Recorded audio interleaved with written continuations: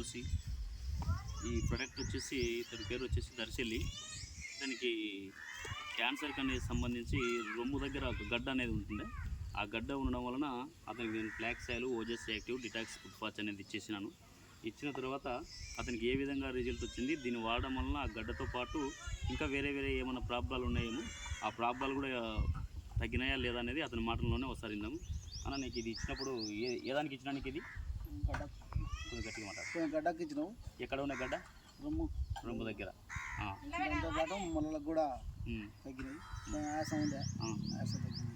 మొలలు అంటే ఏమన్నా రక్తం అట్లా ఏమన్నా రక్తం వస్తుండే? రక్తం వస్తుందా?